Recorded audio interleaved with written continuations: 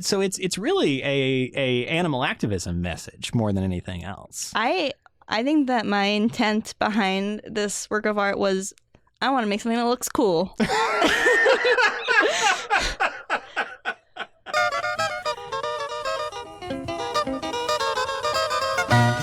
Hello and welcome to Did I Do That? It's a podcast about making graphic design and making mistakes because it's all part of the process. I'm Sean Schumacher, and joining me today, it's a very special guest. That's going to be a huge shock to everybody who listens to this show. I never have very special guests on here. Her work ranges from interactive experiences for large brands to handcrafted textile artworks, all using data to inform, illuminate, and educate a wide audience. Her creative output has been featured in publications such as Brand New, It's Nice That, Page Magazine, and Creative Boom, and has been honored with awards from Core 77, Print, and AIGA Boston. She currently serves as Associate Design Director at Instrument here in Portland. It's Olivia Johnson. Hi. Hello. Thank you for joining me here in the hottest room in Portland. I think it's very comfortable. I appreciate that. We were talking before the show about kind of the temperatures of various regions. Yes. And you are from very cold parts of the country. Yes. I am from very hot parts of the country. So I think we are maybe temperature sensitive in opposite directions. Yeah. Yeah, that tracks. It's a very toasty room right now. I don't quite understand why, because there is definitely air conditioning going. It's just pumping hot air in, which I don't quite understand.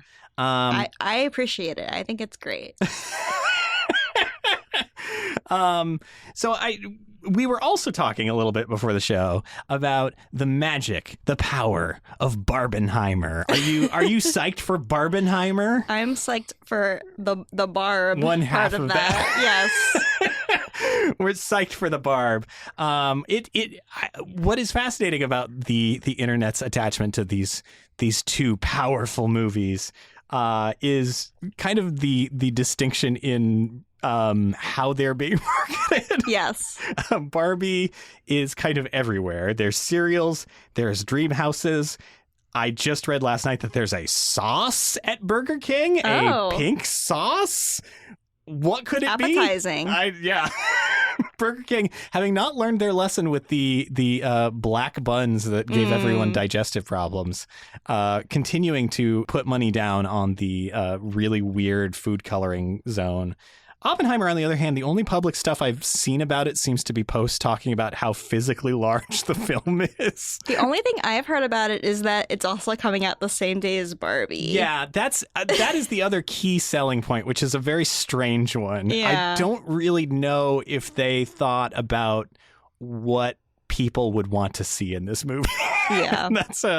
that's a really bizarre thing. But the Barbie marketing is really all over the place. There's been so much pink paint used that it contributed to a global pink shortage for a while. Wait, is that real? Is that a joke? For real. Well, apparently the story is there was already sort of a global pink shortage, and then the Barbie movie started production, and they were like, well, I guess they need all the pink. So there was like no pink. You mean like red dye number 4 or whatever is low?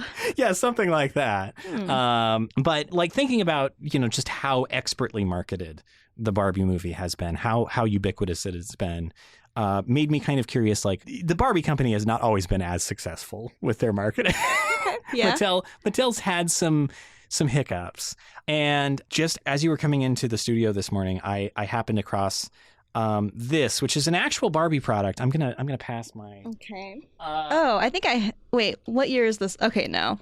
This was after when I was at the height of Barbie's target audience, but I did have a variation of this for sure. What is this product? Could you tell the audience? It is Tanner, Barbie's pooping dog, and toys that poop are just fun.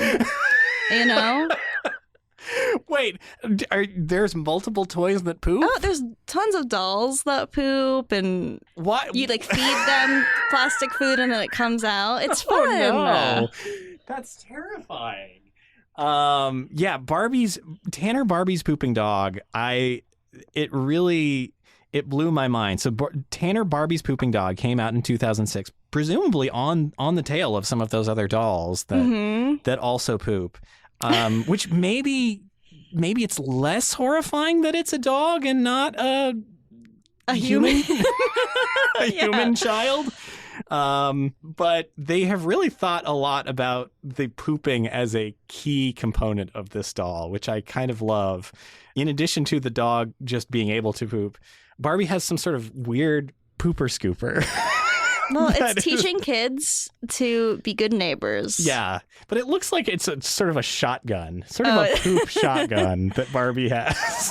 It kind of does. It's a really puzzling device because there's nothing really like it in the real world. Yeah, does it like suck up the I don't know. I assume it's like a grabber arm because it kind of looks like it has like a little mouth at the end of it, as horrifying as that seems. But I just don't. You'll be shocked to learn that this product was only out for 1 year. Because apparently young children were swallowing certain aspects of it. Well, that happens. Which contain magnets for unknowable reasons. Well, so the pooper scooper can pick up the poop. Oh, you're right. Yeah. I bet that is it. So the pooper scooper has a metallic end, and then poop is magnets. I think part of Barbie's marketing is to create toys that are a little bit risky. That's like true. Like the roller skates, that a feator of them was that they create sparks. What, really? So in the early 90s, there was a roller skating Barbie, or rollerblading. Okay. Excuse me, rollerblading. That feels much more 90s to me. Yes, and Hip the and rad. rollerblade wheels had the same mechanic as like a lighter. Like when you click a lighter. So when you use Barbie, she like sparks come out of her wheels, and that was like on the box. Like, see the sparks fly. Burn down your parents' house. Yeah, and so like the older brother would like take the wheels and like, you know, go smoke with Barbie's roller skates. Wow, that's what a. Yeah, I actually somehow made it into Barbie collector TikTok, so I do know a lot about the history of Barbie and like really? What the valuable dolls are, what's like, you know, most sought after. Does that mean that you are collecting them, or you're just observing this? I just am very interested in other people who do. I just am fascinated by it. Every time a video comes up, I'm like, I need to like understand this model of Midge. You know. Did Barbie have a friend called Midge? Oh, absolutely. She's in the movie. She's, I think, best known now as the pregnant Barbie. Oh. That was also a scandalous moment in Barbie's history. Scandalous, but that seems much more important as a milestone than maybe pooping dog. But I think that the scandal was like they're supposed to be teen dolls. Oh. But whatever. Yeah. But Midge was Barbie's first friend. Just to let you know, and they can share the same clothes. Wow. Uh-huh. So that's a big friendship and feature. So the original Barbie had this kind of like sideways glance, like kind of like a sexy look. Oh yes. And some parents didn't let their kids get Barbie because she was too sexy, so they brought out Midge, who is a little bit more homely. And like has less of that like sideways come hither glance. So that's kind of where Midge came from. So Midge is sort of like a librarian or something. Well, she has a little smile. Yeah. She is looking at you and not like away from you. But she has the same like body as Barbie. Just her face is a little bit less like severe because the old Barbies have like kind of intense faces. They do, and I feel like especially the eye makeup on those. Yeah, I always think Midge about. is definitely it's a more natural makeup look. Yeah. So if you want to know anything about Barbie, I can tell you. I also was just one of those kids that had like 100 Barbies and none of them had clothes. And one can. But I had two sisters, so you know. That's what happens when you have three girls in the 90s. Yeah, you end up starting a Barbie nudist colony. Yes, you do. Knowing that you had Barbies and that you are getting back into at least observing this Barbie collection, what would be like the Barbie that would like get you back into collecting? Well, I do have my mom's Malibu Barbie. Oh, really? Yeah, and I think it's kind of cool. I don't know. I like the retro ones. I like there was an era where Barbie was mod. So like she was like very like cool 60s. I could get into that very easily. That sounds great. Yeah, and like the clothes are amazing. The older clothes are really well made. Like a lot of them are like hand stitched and like just really beautiful. Oh. The newer stuff is a little bit like, like Velcro or whatever, but yeah. Just like the like craftsmanship of the old stuff is pretty cool.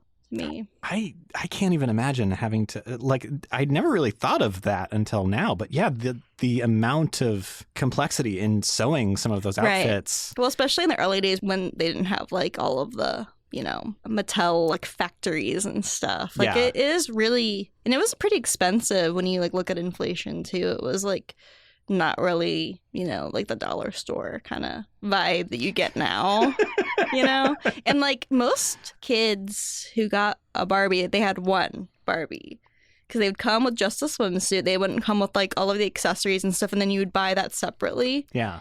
Whereas now it's very disposable. Like you get every Barbie. But I think that's, kind of cool. Like I felt like kids kind of took care of them more. I mean, and that seems like a much more sustainable model too than just 1 million pounds of plastic that all go into the plastic heaven. Plastic heaven. Yes.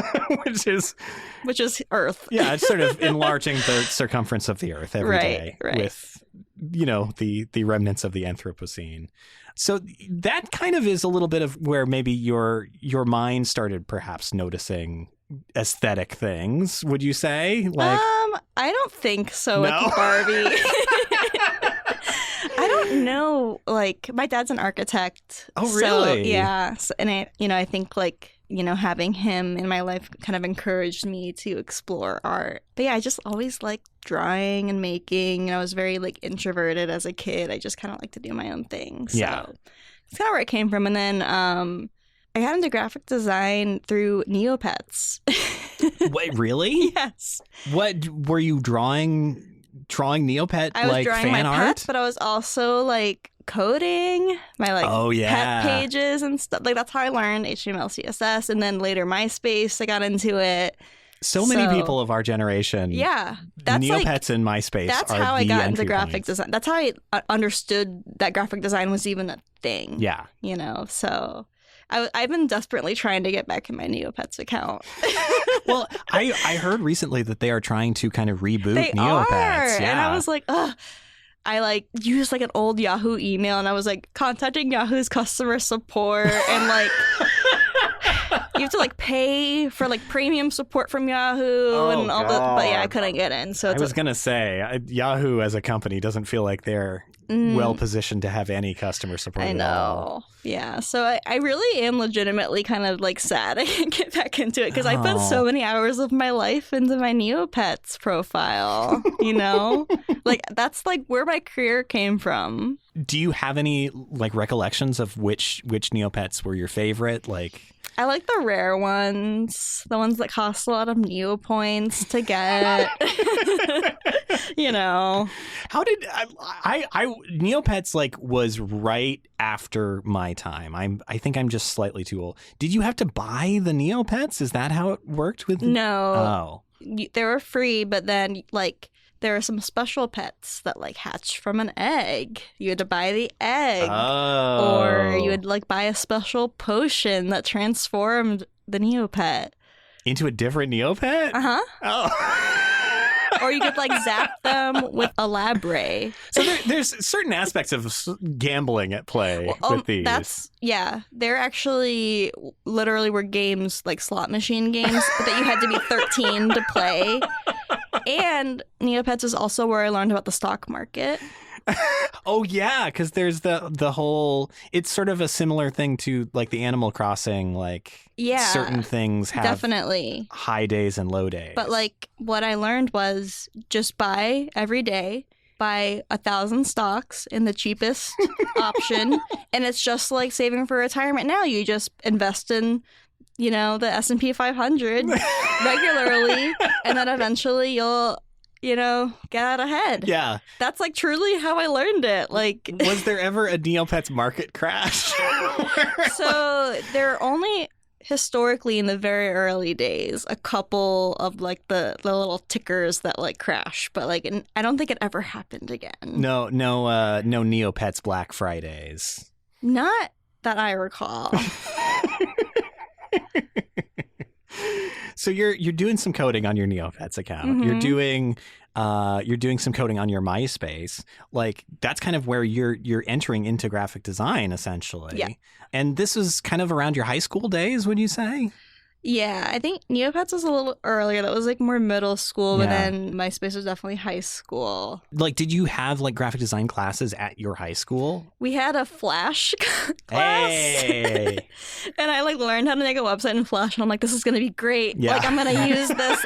This is going to get me a job later on.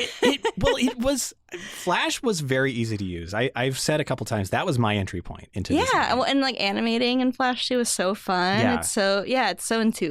The drawing and shape tools I'd still find 1,000 times better than what Illustrator does. Yeah. Even the weird hacky versions of them. Oh yeah. And then we also used Dreamweaver. Oh yeah. Which I don't know if I think I might have learned that in pre-college at Ringling College of Art and Design. So both very, very great tools to know now, right? Absolutely. The market is clamoring for both Flash and Macromedia Dreamweaver. Yeah, but I went to a pretty low-funded high school, so we didn't really have like very advanced classes. Like we didn't even have APR. We just had like painting and drawing and photography, and then web design. Teaching you all the most advanced techniques. So I kind of came into college like really having pretty not a ton of knowledge with like software and stuff. I had to learn as I went. I do notice over there that you have brought in one of your sketchbooks from your high school days. Yes. What is happening in that sketchbook? So I marked some pages to highlight. So for context, I went to high school from 2008 to 2012. And it is reflected very strongly in the sketchbook. So some highlights. Here's one. Oh, you've got a deer with some sort of faceted like triangles on it, which was definitely a look back then. Yeah, I was very inspired by posters you could buy from Urban Outfitters. A lot of this kind of has that vibe. One of the things that I always think about 2012 Portland as like one of the core aesthetics is like the like deer head mounted onto the wall, but in those like low poly triangles with like sunglasses on it or something. Yeah, that too. Those are so like around the time that I moved here. I bet that was an amazing time in Portland, though. It was a lot cheaper, I'll tell you that. I bet it was so fun. If I'd had any money at all, I should have bought a house, but I had no money. I had negative money. That's okay. Yeah. Okay. As a grad student, what can you do? Here's another one. Oh my God. I gotta say, you're pretty good at drawing. Like the shading on this is sort of a little girl with a cat skull head. Yes. And the shading on the skull is especially very good. And it is saying meow. Yes. And it has a hair bow. A hair bow. And those are both kind of collaged in on this like beautiful triangle pattern paper. Some contrast issues, I will say, in the speech bubble, because black on red is a little challenging. I wasn't really thinking about accessibility at this point. Okay, I'm going to show you. Nobody was in 2012. I'm going to show you one more from this. Oh, damn. You're very good at drawing. Do you know this band, though? No, I don't know them at all. Oh, my God. Okay, so this is a drawing of the two people that make up the band Sleigh Bells, which was like, it was an indie band. You know, it was the early 2010s. Indie bands were big. So everything has to have a slightly ironic name. And and like upside down cross in the logo. Absolutely. Yeah. So this is for those of you who can't see, which is all of you because you can't see. This is an audio medium. It is an incredibly well rendered drawing with incredibly well rendered like jean jacket fabric that is just absolutely fucking gorgeous. Thank you. I don't even think I could draw like this today, actually. Did you draw the roses too, or is that also a collage? No, that's just something I printed out, Okay. I think. So, yeah. But like the drawing itself, like it just really, really I thought well we were going to captured. make fun of my work. I was expecting you to like go in. But I feel like oftentimes though, like this process is one of like finding beauty in stuff that often is a little bit forgotten about. You've opened up another one of your sketchbooks. This is also a high school. This is high school. This was post pre-college, which I had like my first like art school experience. So I think my work got a little bit more elevated. And actually my high school art teacher's notes are in here too. Oh no. Which is she's very flattering to me. She says, "Wow." It says, "It shows your growth." Okay, but this is when I was getting into typography. Can I also just like give a special shout out to that teacher who does the same trick that I do when I write comments, which is after you do about 40 of them, your mind starts to just completely go, and you need to have like an exclamatory statement at the beginning. Wow, hey, yeah. Like if you've ever gotten an email from me that includes any of those words. Do you use a lot of exclamation points? Absolutely, I do. I really appreciate that. If you don't use exclamation points, like you're mad at me. I never used to use exclamation points until I moved up here. And then my teaching partner, Kate Dingman-Burt, past guest on the show, uses them for every single sentence, which is amazing. And I cannot use periods anymore. I think it's great. There's something very exciting about it too. Like you know for sure what the tone is. It's not like, what could this person mean? No. So you have been experimenting in typography for sure. This is what it says is if you can't use the right form of I can't take you serious. It feels like maybe there's something missing there, or no. So I didn't like it when people like said, "What's your problem?" Oh, sure. But then they would say it YOUR instead of YOU''RE, and that just really grinded my gears. Oh, that's very fair. Yeah, that is annoying. And that kind of looked like it was spray painted. It was onto spray painted. Wow. Yeah. There's a lot of spray paint. That notebook must have been a powerful smell back in the day. Oh yeah, and I think we did it like inside. We didn't have again, underfunded school, no spray booth. No, we didn't know about ventilation back then. Okay, I just have one more selection of high school art to show you. Please. And it's on my Facebook. Okay. We were talking about this before the show, how Facebook is kind of the repository for things of this era, more than anything else almost. Truly. I don't know that I really have any physical work left from there. I'm gonna hand this to you. But I bet you can choose. Oh my God. This is how I got into college. Wow. This is what I submitted. Oh, this is your portfolio to get into Ringling College of Art. No, MICA. Oh, this was to get into MICA. So Ringling I went to for pre-college. Oh, I see. So that was the summer between junior and senior year of high school. Damn. And then MICA is where I went to for undergrad. Wow. So you've got some incredible drawings in here, of course. Thank you. Another skull. You're very skull focused in a lot of ways. I guess so. Yeah, it is a pattern, isn't it? I mean, it's a good era in terms of someone's life for them to be very focused on, life and death. Everything is very intense in high school times. Oh my God, this snail. I got a horrible critique on that snail. Please, what was the critique? So this was in pre-college. Okay. This was like a real art school, and they were just like, it doesn't look like a snail. It looks unrealistic. Oh. You're really bad at drawing. Well, oh God, that's quite rough. I mean, that's what, obviously it's not verbatim, but that's what I took away from the critique. It definitely isn't a realistic drawing of a snail, but nothing about it says to me that that's what you're trying to do. It's like a very textured snail, sort of a patchwork snail. I kind of want to go back to the deer. Yes. So the deer, this is a deer in multiple colors. You've got "Oh dear" sort of in stacked letters on the side. Typography. Incredible typography filled in with patterns.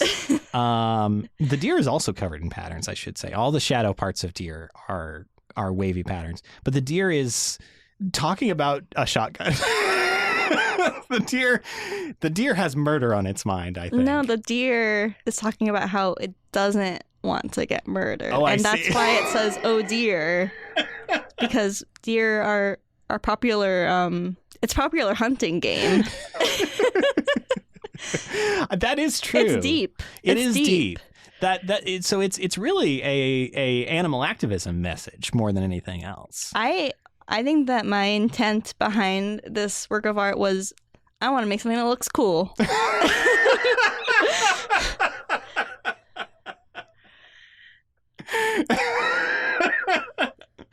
So that would be on the artist statement in the museum next to this work. Yeah. The little placard.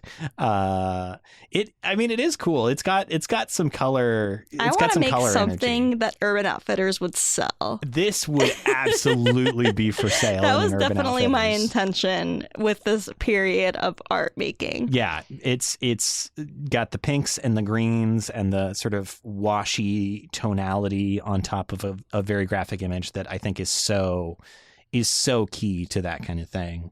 I do want to back up a little bit, though, because like in between terms in high school, you went to a real art school for summer. Yes. How did that happen? I've never even heard of really? that being a thing. Yeah. So it's a pretty, a lot of art schools do it. It's called pre-college. PNCA might even do something, but basically it's like high school kids can take 6 weeks and take classes at an art school the summer between junior and senior year to help work on their portfolio, and just understand what a critique is, do life drawing. That's when I opened up Adobe for the first time. Oh, really? Yeah. But yeah, it's pretty cool.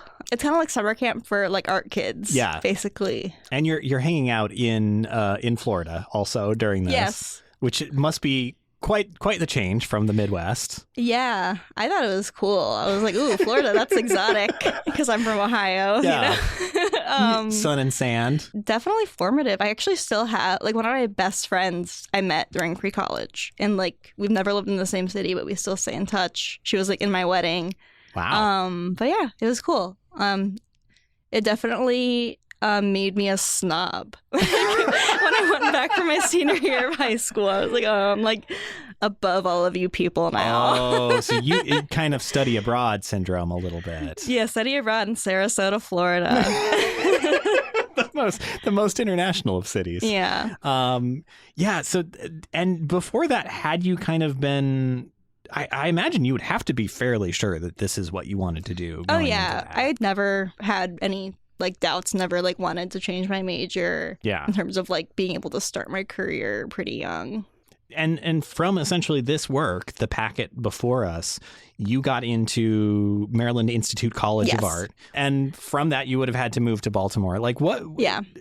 And by that point, you were pretty well into graphic design is the thing. Yeah, but it was a struggle because you didn't take graphic design classes freshman year. No. It was all drawing and painting. And I was a little shit, and I was I don't care about this. I just want to do graphic design. Well, yeah, because you had done the drawing and painting thing, right, so you're sick of it at that point. Kind of. And now I'm looking back, I'm man, that would have been so nice to just draw and paint all day. I hate graphic design. That's how it always works, though. I know. You never know what you're letting go of until it's already gone. Pave paradise and put up a parking lot. Bop, bop, bop, bop. Yeah. Wait, no, that's not how that goes. Whatever. Something like that. Yeah. Actually, I wrote some notes here because I know we wanted to talk about mistakes and stuff. And one of the things I wanted to talk about is the fact that I did not have fun in college. Really? Because I took myself so seriously. Oh, you became super serious. Yeah, I was not a good student in high school. Really, I partied all the time. I had my own apartment as a senior in high school. What, really? So because my parents moved and we wanted to stay in the same school district, but I very much took advantage of that.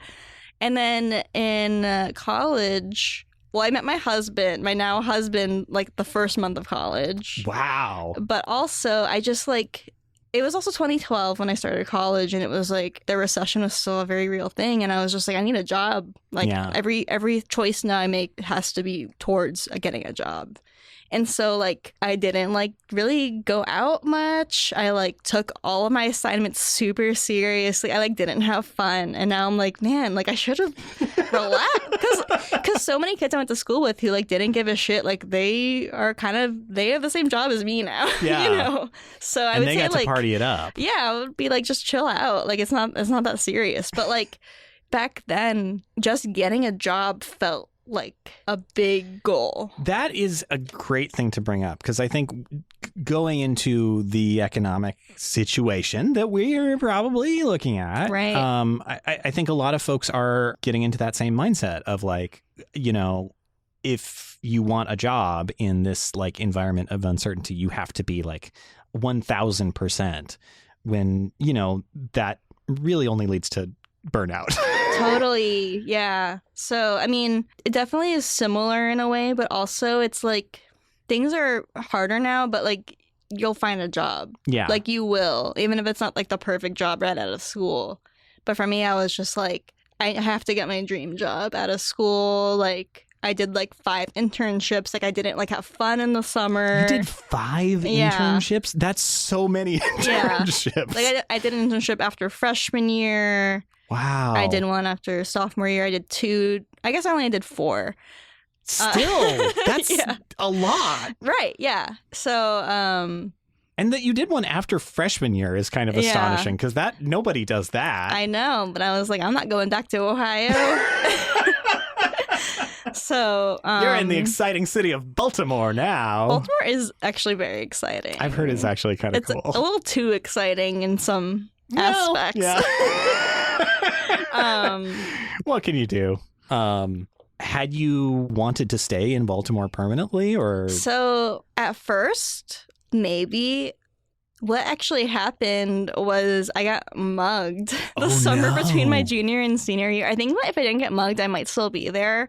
But I was like walking home from Rite Aid at like 2 in the afternoon, and I got mugged like a block from my house. Daylight mugging. Yeah. Wow. And after that, I like my like sense of safety was sort of shattered. Like I just didn't feel safe walking around. So after that, I was like, I want to like live somewhere where I can just like walk places.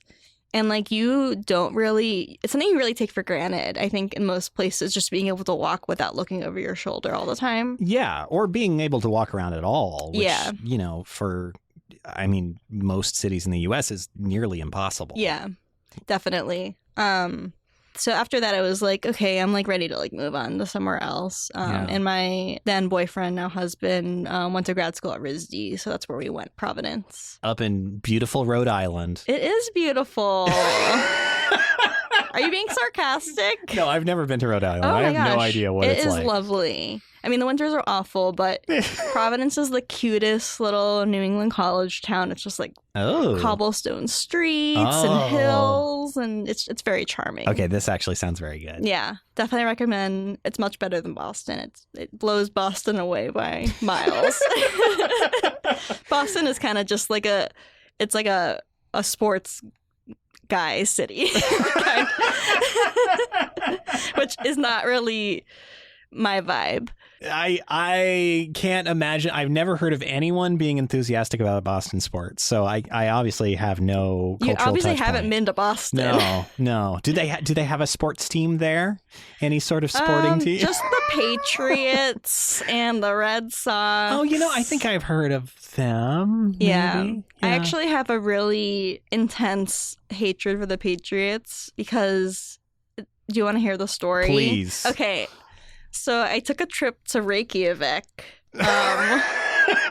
That if you gave me $1 million, I would not guess that was going to be the next line out of your mouth. But okay. I was in Reykjavik with my husband, and he's a huge Ravens fan. He's from Baltimore, born and raised. Huge Ravens. If you're not familiar, graphic designers, they are a football team. Yes. In Baltimore. Which I will say, a football team named after a literary device. After Poe. It's very cultured. So I became a fan of Ravens just by association. They also won the Super Bowl the first year I was in Baltimore. So I just, That's pretty good. it's close to my heart. Do the Ravens have a mascot, or is it It's just... a raven. Oh, well, but I mean, like, is there just a very sad, like, foam Edgar Allan Poe just sort of standing on the sidelines with maybe a little tiny flag that he's waving back and forth? They don't, but they should. They should. So we were in Reykjavik on vacation, and there was like a big football game happening that my husband really wanted to see. So we went to like the American bar. In Reykjavik. Oh, that's always a very flattering thing. The international bar designed for Americans. Yeah. And they were showing the Ravens versus Patriots game. And it turns out there are a lot of Patriots fans in Reykjavik. Icelandic Patriots fans. And this was the Deflate game. Oh. I can't explain it. I'm going to get the facts wrong. I vaguely know it's something about they were taking air out of footballs to make the footballs do a different thing than they do normally. I guess. Just like all Don't you need email to, all me, you need to know everyone. is the Patriots cheated, okay? And so the Ravens lost kind of bad, and there were a bunch of Icelandic Patriots fans. We were like wearing like our Ravens hats and stuff, and they like came and heckled us. They were like, "Wow, Patriots!" like just like yelling in our faces. And that really hurt my feelings. So now I hate them. Wow. I would not have expected that level of kind of, I mean, that's like European soccer kind of bullying type energy. You wouldn't, like, they seem so nice. Yeah. The Icelandic people, but big Patriots fans, apparently. For some reason. Yeah. Hanging out at the American bar, which I'm sure serves hamburgers and hot dogs and Bud Light, ranch dressing, all the most American things. Everyone's wearing a cowboy hat. There's peanuts on the floor. What are some other American things? There's an American flag. There's a Cadillac just sort of in the ceiling somehow. Elvis is there. Yes. I was trying to figure out where. Maybe he's just there. Yeah, he's just like a waiter. Yeah, he didn't die. He faked his own death, and now he runs the American bar in Reykjavik. I buy it. Hey, you want fries with that? So you're now up in Providence. Yes. And you're done with school too. Like, did you have a notion when you were moving up there, like what kind of place you wanted to be at, or like for a job? Yeah. I got a job offer while I was still in school. Oh shit. Yeah. Well, so again, I guess you're doing all the internships. I took That's myself a great very way in. seriously. And like during winter break of my senior year of college, we already knew we were moving to Providence. So I flew up to Boston to do informational interviews with companies up there. Wow. An informational interview, for folks who don't know, is just like, there's not a job on the table even. You are just going and like talking to some folks in different companies and just being like, hey, I'm me. I've got some cool work if you want to see it. And I don't know, if you have a job, then... That is honestly how I've gotten every job I've ever had. You just talk to people and, show that you're a person who cares. Yeah. It actually is very impactful. So I was like, okay, it costs like $80 to fly up there. I'll do it. We had a friend in Boston we stayed with. I like toured the studio that I ended up working at. They actually came to Micah for a career fair. So I had like my first real interview there. Oh, wow. Yeah. Got the job offer in like April of that year. Yeah. So that's what I was going to do. Yeah. Good to have that sorted out, though. Yeah. I mean, at that time, like working remotely was not an option. So, and Providence is very small. It's very like university focused. There's not a ton of jobs there. So I had to commute. It was like a 2-hour commute. Every day? Twice. Because I left the house at 7:30, got to work at 9:30. That's too much. That's much too much. It was a lot. I don't recommend it. It was very, like, I didn't have hobbies. I didn't have time for anything. Yeah. So definitely, like, my job out of school was great. Like, I learned so much. But, man, the commute was brutal. Was it at, like, an agency? Or? Yeah, so it was at a really small not an agency, just I would call it like a studio called So Limited, and they do like interactive physical installations. Oh. Lots of like kind of data focused stuff, founded by a bunch of MIT grads. So it kind of has that, academic science-y background to it. Absolutely. Which I think also kind of ties into like your own data driven I think work. that was definitely super influential. It definitely got me interested in data and like how data can just like add such an interesting layer and meaning to work. Yeah. I would give a lot of credit to So for influencing me that way, for sure. But after my husband graduated from RISD, it was like the first time both of us weren't in school and like could choose where to live. So we chose Portland. Had you been out here before? I mean, it's a pretty big difference. We visited, I think, like Labor Day 2018. Beautiful weather, sunny, perfect. Yeah. Probably the most perfect possible time to go. Why are people saying it's rainy here? It's beautiful. You fell into the trap. I did. The trap that all the tourists fall into. But my husband has family here, so we stayed with them. They kind of like did their best to make it very attractive to move here. We like went to Multnomah Falls and we got brunch. You got the whole. I know. The whole circuit. And we didn't have a car, and I was like very passionately anti-car. What about having a 4-hour commute ultimately every day would make you not want to be in a car all the time? I took the train. Oh, that's not ideal either. Actually, ironically, we had a car in Baltimore, and in Providence, like our first month, our car got broken into, and I was like, well, we don't need this. Let's just get rid of it, because Providence is very tiny. You don't really need a car. And so one of our criteria for the next place we're going to live is I don't want to have to drive. I want to bike. I was very into biking. And of course, Portland is great for that. I mean, you basically limited your options to Portland almost exclusively. Well, it's like, think about like, Portland and New York City. Where can you live that you don't need a car and that isn't crazy expensive? Well, yeah, then that is just Portland. What are your options? Portland, Chicago, maybe, and like Philly? Yeah. That narrows it. Baltimore, too. Baltimore. And then it's like, okay, where can we live that's not super dangerous? So where can we live that's not crazy cold? Uh-huh. So the only thing left is Portland. Yeah, so you don't want to be living in an ice cube. No, you don't. So yeah, we came out here, and then it was the pandemic. Yay! No problems there. And then we actually had to get a car because I was like going crazy. Because, like, you couldn't really hit the bus. I just felt I was, like, in a little, like, bubble. We were in a third-floor apartment with no, like, outdoor space. Well, that's the thing, is, like, especially during the pandemic. Yeah. Like, if you were just in your apartment all the time, there's only so many walks you can take around your neighborhood before you start to go crazy. You can't exactly go camping if you're sort of bus limited. It's tough. I've actually never been camping before. Really? Yeah. You're not going to get your official Portland citizenship card until you do. I wasn't like a camping person. I was a TV child, so I didn't grow up with like the feelings of being a camping person. I just like, I don't know. Like, you would be maybe more into glamping than camping? Maybe, but it's like, why would I do this to be less comfortable? Like, why would I choose to spend time not having the things that make life easy? That's fair.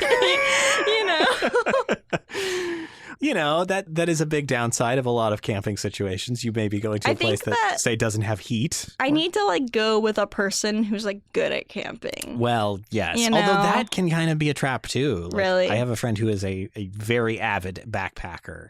And there are so many backpacking accoutrements, and it's expensive. It's very expensive. It's very complicated. You have to be in like bodybuilder level shape in order to keep up with like a 20-mile per day hike. Yeah. I will never be there. No. Simply ever in my life. Yeah. That's actually something so funny about Portland when I first moved here, is that people in the city walk so slow, but when you're hiking, people go so fast.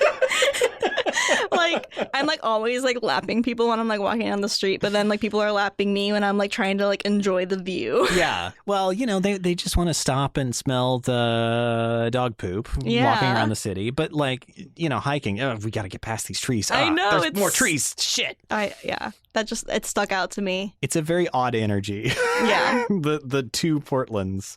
So like you move up here, and I assume you do an informational interview at Instrument, and that's Yeah. So I when I was still in Providence trying to figure out like, okay, what are the opportunities in Portland, I went to my old friend LinkedIn.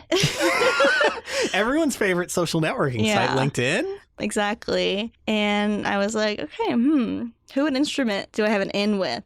And I found someone who was a MICA alumni. Yes. That is a great technique. Yeah. Like everyone should be doing Yes, that. definitely. I mean, just figure out, is there someone out there that, you can relate to? Yeah. Like that just makes such a big difference. So I did not fly out here for the informational interview. Oh, this was all digital. This is all digital. The precursor to the world that we now live in. Yeah. Especially at Instrument. Yeah. So, I just got on the phone with him. He's like, okay, cool, I'll refer you. And I had like 10 interviews.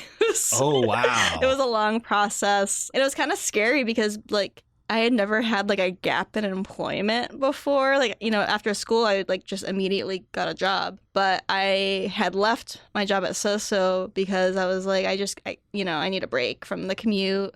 So like I didn't have health insurance, didn't have a job. So it was a little bit stressful. I recommend getting a job before leaving your other job if you can. Especially when you have kind of a cross country move involved. Yeah. But I had optimism. That ended up being the only place I interviewed with, and it worked out. But yeah, just started as mid-level, which I think worked out because it was really different. Yeah. Such bigger brands, definitely a lot more pressure, but also just like different to be at a company where you're not like sitting next to like the owner every day. Yeah, I mean, it's about as different a feel as you can possibly. Yeah. Like Instrument is a humongous agency. It wasn't so big then, but it was like maybe 120 people, but I went from a studio with 8 people. Yeah, at a small studio, you're going to be doing a little bit of everything. Oh my gosh, yeah. Like working at a small studio you have to be a designer, a producer, a strategist, a marketing person, a note taker. Like you literally do everything, like developer. Yeah. And at Instrument, I ordered the snacks. Hey. But at Instrument, just having that like free brain space to just focus on creative stuff is so invaluable. Yes. At what point in your trajectory did you start doing your data visualization work? Yeah. So as I mentioned, when I was at my previous job, I had 4 hours of commuting a day. So I literally had no time for things. And then moving to Portland, I had a 20-minute commute on my bike. Hey. And so I like discovered free time.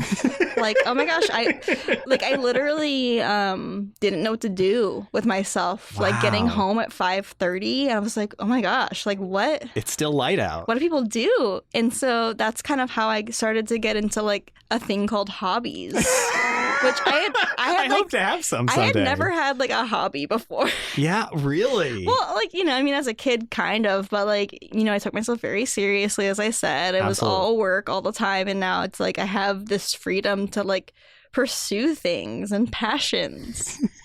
And so I did like, a little bit of data viz stuff, my first job. But then I started to just like get really sick of computers. I can't imagine what would make you want to do that around, say, 2020. Well, the funny thing is, the first kind of big physical data project that I did was actually before the pandemic. Really? Yeah, because I was just like, okay, what could I do that's physical? And then I realized that cross stitch is just pixels. Yeah. And so I could really like translate what I know about digital design to that. And so I did start it in like January 2020. And it worked out well. Yeah. Because cross stitch is very tedious and takes a lot of time, and you do it indoors alone. So. Yeah. Well, and it's this wonderful like tactile thing. And the work itself is about kind of gender inequality, right? Yeah, totally. That's definitely like kind of where the idea came from, is like putting in this labor that is typically not really appreciated. Also, I was watching a lot of TV, and I needed something to do while I watched TV. Like I like get nervous. I needed something with my hands, so that's why like I got into cross stitch and crochet. But yeah, I just like felt a lot more impactful to like have the medium connect to the data you know? Yeah. And that has led into other projects in that space too. Yeah, definitely. So it seemed to resonate with people, which was really cool. I think that it's just one of those things that like you kind of see people really stretch what the expectations are around like these kind of traditional textile mediums.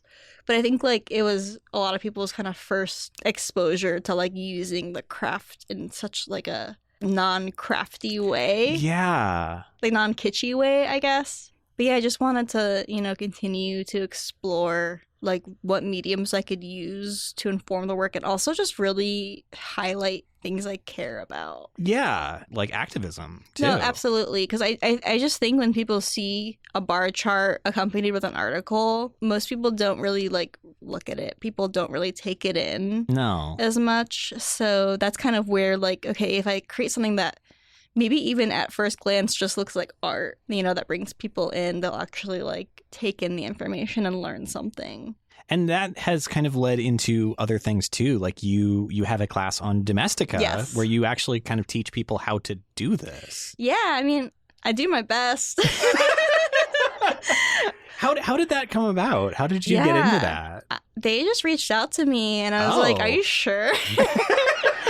And I had never, like, I've TA'd before, but I've never like taught a class before, and so it was a very new experience for me and a lot of work. Like it's a pretty in-depth course. There are like units in the course and like assignments and stuff. But it was kind of cool to like break down my process that way. But yeah, they just reached out to me randomly. I think they probably saw like, you know, an It's Nice That article or something about my work. But yeah, it was a cool experience, but it was a lot of work, and it kind of makes me like not want to be a teacher ever again. Yeah, and even I was watching the trailer for that like a couple days ago, and it's a high level of production in those. Yeah, like they flew me to New York. Shit! Yeah, I didn't realize that. Yeah, they flew me to New York to like record the video portion, and they had like a director. They had like the little thing that like clicks, you know.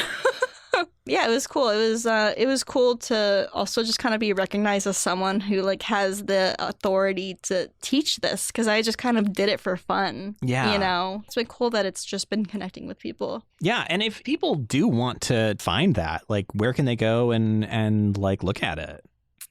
There is a URL.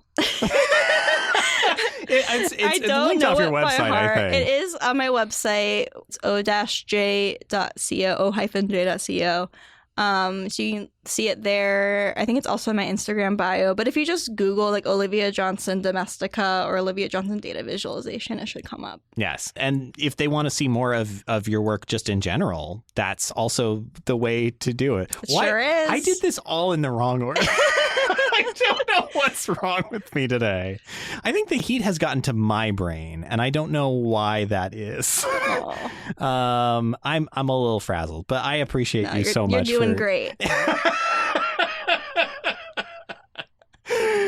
Oh, thank you so much for being here. Yeah, Olivia. Thank you so much for having me. This was so fun. Thank you again to all of you out there in Radioland who are hearing this.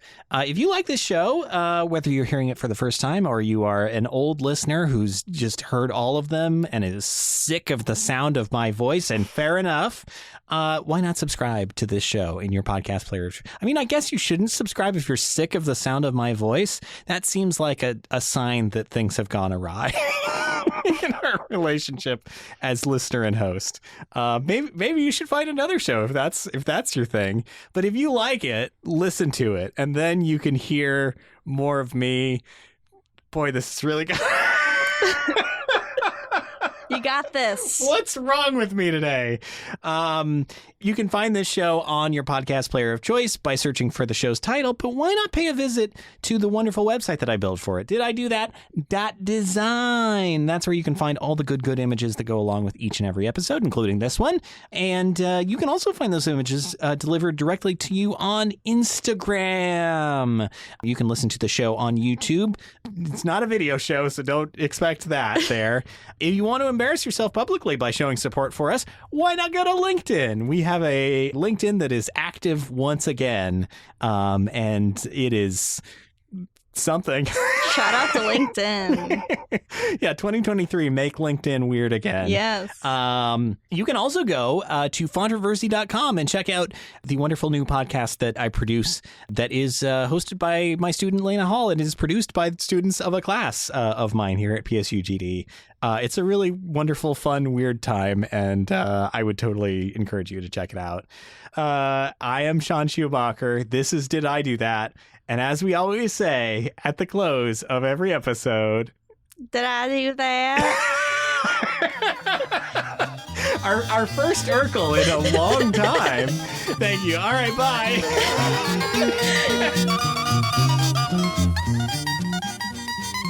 It's a cool place, but again, it's too cold. Yeah, in winter it is a very cool place. It's really, really, it's like, it's worse than Boston for sure. I would not be surprised. I remember a friend who moved to Las Vegas telling me, like, she'd been in Chicago before that. The amount of winter wear you have to have, Yes. like, not even just like you could have, you must have You will in order to not die. Yeah. This is just overwhelming. Yeah, definitely. I had to like wear wool long johns every day because I commuted to Boston from Providence. And so I probably walked like 40 minutes a day in the cold, at least from like one train station to the other. So it was nice to be able to get rid of all of that when I moved out here. This is a tropical vacation compared to that. It is.